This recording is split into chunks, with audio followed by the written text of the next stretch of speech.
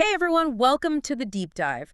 Ready to explore some fascinating facts about property in Buenos Aires? Absolutely. Should be interesting. You bet. You've provided us with a ton of data, and we're here to unpack it all. For example, did you know that in Buenos Aires there's like one empty lot for every 2 blocks? Really? That's a lot. It is. We're going to circle back to that later. It ties into everything else. Okay. But first, let's dive into renting versus owning in the city. Sounds good. So the research shows a huge increase in renting. Back in 2003, only about 24% of households were renting. Okay. But fast forward to today, and that number is almost 40%. Wow. Right. So while renting's up, owning a home is becoming less common. Makes you wonder if Buenos Aires is becoming less attainable for the everyday person. It really does. And, it's not as simple as people just preferring to rent. This trend points to bigger issues impacting the housing market. Absolutely. Issues that affect real people's lives. Exactly. Imagine if your city suddenly went through this. How would it affect your life? Could you afford to buy a place? Where could you afford to live and work? Yep. These are not just numbers. They represent a real change in how people live in Buenos Aires. It's not just about preference anymore. Yeah. It's about accessibility and affordability changing right under our noses. Totally. And speaking of ownership, let's talk about who owns Buenos Aires.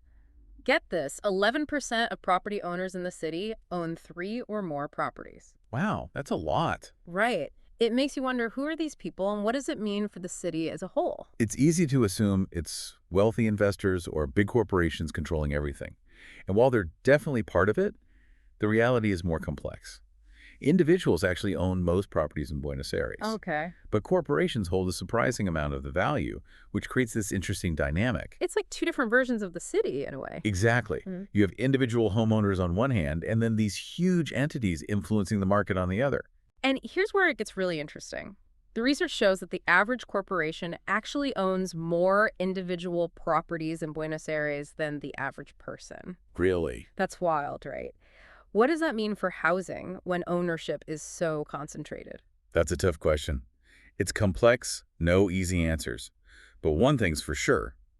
How property is owned and managed has a huge impact on the social and economic dynamics of a city, Yeah. especially when there are such big differences in who owns what and how much they own. And where they own it too, right? Yeah. Because the data shows some really interesting trends when you look at specific neighborhoods in Buenos Aires. Absolutely. Location is key here. So imagine walking through Palermo, enjoying a cafe con leche, admiring the architecture and the lively atmosphere. Yeah. Or maybe you're in the financial district, surrounded by skyscrapers and that bustling energy. Right.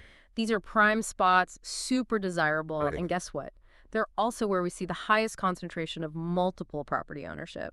It's like a cycle, isn't it? Desirable areas attract multiple property owners, which can then drive up prices and exclusivity. Exactly, and it creates a contrast with other neighborhoods like Villa Lugano or Villa Soldati, which have a totally different ownership landscape. And those different ownership patterns can impact everything from housing affordability to the overall vibe of a neighborhood. Yeah, it's almost like different parts of the city experience these ownership trends in completely different ways. Exactly. And understanding those nuances is crucial to understanding who owns Buenos Aires and what it means for the people who live there. And it's not just about where they own, it's about what they own too, right? Yeah. Like the research mentions how the type of property plays a role. Yeah, for sure. Think about it. Apartment buildings naturally lend themselves to concentrated ownership. One building multiple units, maybe even all owned by the same person or company. Which is way more common in those trendy areas we talked about, right? Like Yeah. Palermo, the financial district. Makes sense. But in neighborhoods with more individual houses, ownership is more spread out. Exactly.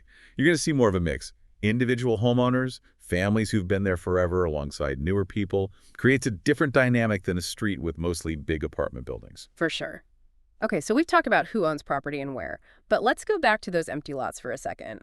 Remember how Buenos Aires has like one empty lot for every 2 blocks? Yeah, it's a lot. What's the deal with that? Why are they just sitting there empty? It's a question that really gets at how land is viewed in Buenos Aires. The research shows that a massive 68.2% of those empty lots owned by corporations, not individuals. Seriously, 68.2%. That's such a huge difference. It's not just a few random lots. Feels like there's a strategy happening. Totally. It suggests that land is being treated as an asset you hold on to for profit instead of using it for what the city and its residents need right now. So instead of building more housing, which could help with affordability, they just sit on these lots waiting for the value to go up. In many cases, yeah. And this impacts everything. Obviously, housing affordability, but also the city's ability to plan for the future. I can see how that would be a problem. You need land for schools, parks, things that make a city livable. What happens when so much of it is tied up like this, just waiting? It creates this disconnect between what the city needs and how land is actually being used, drives up prices for everything, not just housing. And then you have areas that thrive and develop while others get left behind. It's uneven development. Some neighborhoods have it all and others can barely keep up. Exactly. Yeah. And the people who suffer most are the ones who can least afford it. It's a complex issue with big consequences for everyone in Buenos Aires. So where does this leave us? Are we looking at a Buenos Aires that's more and more divided, where only the wealthy can afford to be in the best areas? It's a key question, and not just for Buenos Aires. Cities all over the world are dealing with this. These trends aren't unique to Argentina. It really does feel like there are two versions of the city developing. One where property equals big money driving up prices and creating these exclusive areas. Yeah. And another where people struggle to afford a place and the future is uncertain. It's like two different worlds within the same city. Can Buenos Aires find a way to bridge that gap? Or will it just keep changing, leaving some people behind? It makes you wonder what happens if these trends just continue. Will Buenos Aires become a city only wealthy people can afford? It's a serious concern. Yeah. Especially when you think about how important owning a home is for families and communities to build wealth and stability. Right. If that path gets harder and harder, it could have huge consequences. It changes how you see your city. Is it a place to settle down and build a future or something you can't be a part of? Exactly. And that feeling can impact everything. How involved people are in their communities, whether they feel like they belong. When people feel invested in their city, they want to participate, they want to make it better. For sure. So we've gone through a lot. We looked at the data, we analyzed the trends, we've talked about what this could all mean. But the big question is, what does it mean for the future of Buenos Aires? That's the million-dollar question, right? Unfortunately, no easy answers. But we can say these trends bring up important issues: affordability, equity, the fabric of the city itself. These are things every city, not just Buenos Aires, needs to deal with. Totally. So next time you're out walking around, take a look. Notice those empty lots, the new buildings, the different types of housing, and ask yourself, who owns this city? And what will it look like in the future? Thanks for joining us for this deep dive. Until next time.